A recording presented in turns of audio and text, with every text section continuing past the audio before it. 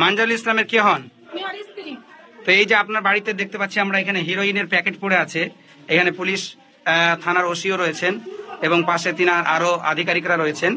তো আপনি এই বিষয়টাতে আপনি কি বলছেন? আপনার বাড়িতে উদ্ধার হলো হিরোইন, জায়গাটাতে হিরোইনটা পাওয়া গেছিল, দেখতে পাচ্ছে সেই জায়গাটাতে পুলিশের আগে প্রথমে ঢুকেছিল 3 জন।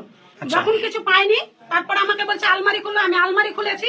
আলমারি খুলে ও আলমারিটা চেক করলে না, আলমারিটার একটা বালিশ টেনে ফেলে দিয়ে বলছে সে পাওয়া গেল না। ওখানে জিনিসটা রাখার চেষ্টা করছিল গুলো, কিন্তু ওখানে পারেনি কারণ আমি দাঁড়িয়েছিলাম। তারপরে বিছানটা একটুখানি, আমি যদি হিরোইন অরিজিনাল যদি হিরোইন পার্টি ধরতে চাই তাহলে আমার বিছানা অরিজিনাল এতটুকু জায়গা উল্টাবে না, পুরো বিছানাটাই উল্টাবে।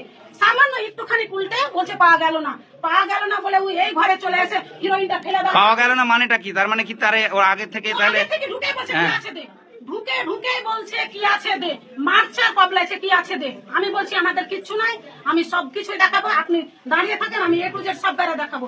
ও আমাকে সময় দিচ্ছে না, বলছে মাগে তুই এখানে দাঁড়া। এইভাবে আপনাকে ভাষা ব্যবহার করেছে? 2বার গাল দিয়েছে। কে গালিটা দিয়েছে আপনাকে?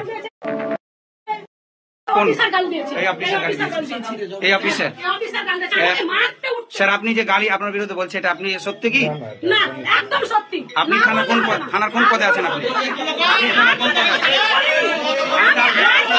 চুপ করেন, গ্রামের লোকের উত্তেজনা আমরা দেখতে পাচ্ছি।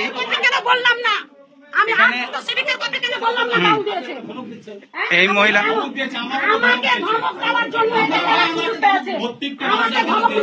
একজন রাত্রে যখন পুলিশ আসে তখন তাদের সাথে কোনো মহিলা পুলিশ ছিল? কোনো মহিলা পুলিশ ছিল না। কোনো মহিলা পুলিশ ছিল না? আমি দেখতে পেলাম সোশ্যাল মিডিয়ার মাধ্যমে এবং ফোনে খোঁজ নিলাম যে মুর্শিদাবাদের কোনো এক থানা জোর জবরদস্তি একটা সুষ্ঠু স্বাভাবিক সভ্য নাগরিককে মিথ্যা মামলায় ফাঁসিয়ে দেওয়ার জন্য থানার ওসি এবং আশেপাশের পুলিশ অ্যাসোসিয়েট দিয়ে বিভিন্ন রকম NDPS মামলায় ফাঁসার জন্য মাদক দ্রব্য তার বাড়িতে গিয়ে নিজে রেখেছে।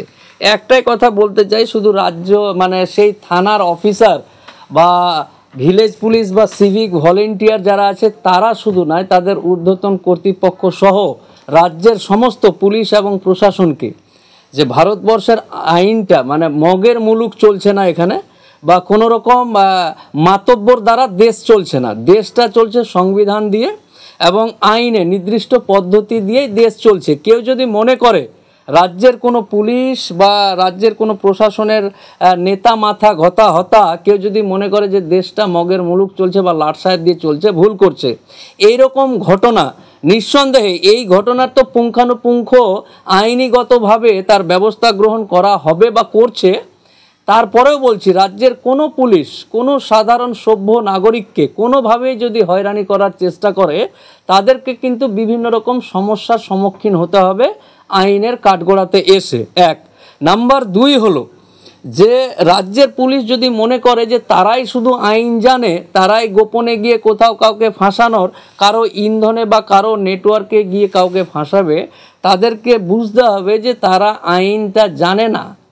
আইন জানা মানুষ অনেক আছে রাজ্যে যারা আইনের দড়ি পড়ে কিন্তু টানতে টানতে কোর্ট অবধি ছেঁচড়ে টেনে নিয়ে আসবে। অতএব প্রত্যেকটা পুলিশ প্রশাসন সহ প্রত্যেকটা শুভবুদ্ধি সম্পন্ন মানুষকে বলবো যে আইনের উপর আস্থা রাখতে, এবং যদি কোনো রকম অন্যায়ভাবে সে যেই হোক, এলি তেলি এতি পেতি যেই হোক, পুলিশ প্রশাসন সরকারে থাকা লোক বিরোধীতে থাকা লোক যেই হোক, কোনো সভ্য মানুষকে যদি বা সৃজনশীল মানুষকে কেউ যদি কোনো রকম আইনিগতভাবে ডিস্টারবেন্স ক্রিয়েট করার চেষ্টা করে তাহলে সংবিধানের আইনের আয়নাতে সে কিন্তু উপযুক্ত শাস্তি পাবে। বিগত দিনেও পেয়েছে, আগামী দিনেও পাবে। অতএব প্রত্যেকটা আরেকটা জিনিস যেটা একটু ক্লিয়ার করে দিই যে শুধুমাত্র পুলিশ প্রশাসন আইন জানে মানে আমি গেলাম নিজেই গাঁজা ভরে দিলাম আবার নিয়ে চলে আসলাম, আমি কেস লিখলাম আর ওরাই শুধু আইন জানে আর আমরা বা আমাদের মতন আইনজীবীরা কোর্টের সামনে সাইকেলে ডাব বিক্রি করে, এরকম ব্যাপার না।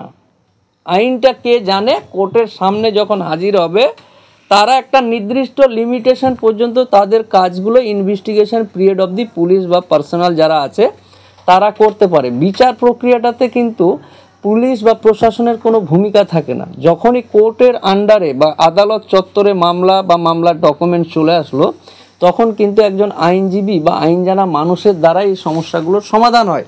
আদালতকে কনফিডেন্সে নিয়ে বা আদালতকে বিভিন্ন রকম কাগজপত্রের ভিত্তিতে বুঝিয়ে রাখার পর।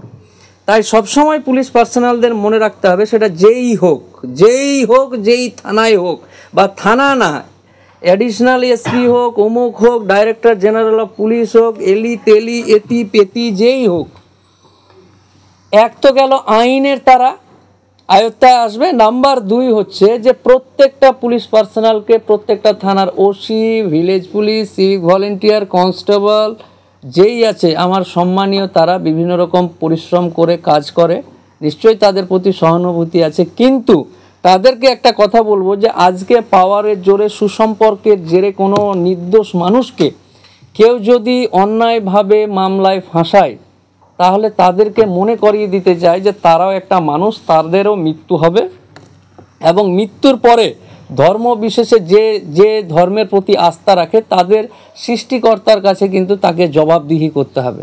এবং তারা যে মরবে, তাদের ছেলে মেয়ে স্ত্রী পরিবার সবাইকে রেখে মরবে। কেউ যদি অন্যায়ভাবে, আমি সুষ্ঠু জ্ঞানে বলছি বা যতটুকু আমার অভিজ্ঞতা এই বয়সে, কেউ যদি অন্যায়ভাবে কোনো কাজ করে থাকে তার শাস্তি সে পাবেই, হস্যই পেতেই হবে, এটাই বিধান। কারো ইশারাতে পৃথিবী চলে না, সৃষ্টিকর্তার ইশারাতে পৃথিবী চলে।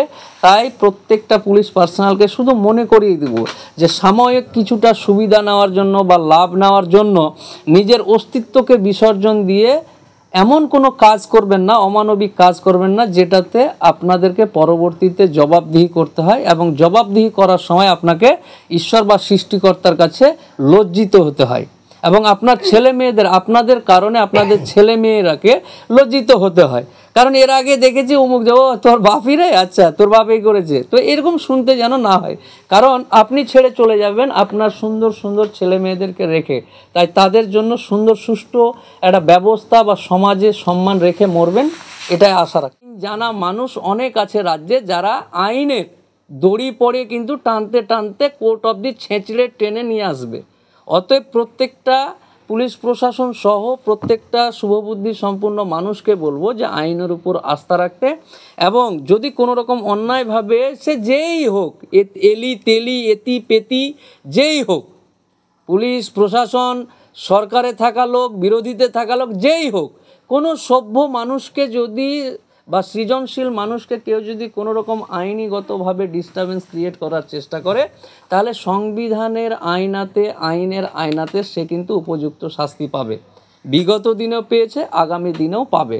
অতএব প্রত্যেকটা, আর আরেকটা জিনিস যেটা একটু ক্লিয়ার করে দিই, যে শুধুমাত্র পুলিশ প্রশাসন আইন জানে মানে আমি গেলাম নিজেই গাঁজা ভরে দিলাম, আবার নিয়ে চলে আসলাম, আমি কেস লিখলাম, আর ওরাই শুধু আইন জানে, আর আমরা বা আমাদের মতন আইনজীবীরা কোর্টের সামনে সাইকেলে ডাব বিক্রি করে, এরকম ব্যাপার না। আইনটা কে জানে, কোর্টের সামনে যখন হাজির হবে তারা একটা নির্দিষ্ট লিমিটেশন পর্যন্ত তাদের কাজগুলো investigation period of the police বা পার্সোনাল যারা আছে তারা করতে পারে। বিচার প্রক্রিয়াটাতে কিন্তু পুলিশ বা প্রশাসনের কোনো ভূমিকা থাকে না। যখনই কোর্টের আন্ডারে বা আদালত চত্বরে মামলা বা মামলার ডকুমেন্ট চলে আসলো, তখন কিন্তু একজন আইনজীবী বা আইন জানা মানুষের দ্বারাই এই সমস্যাগুলোর সমাধান হয়।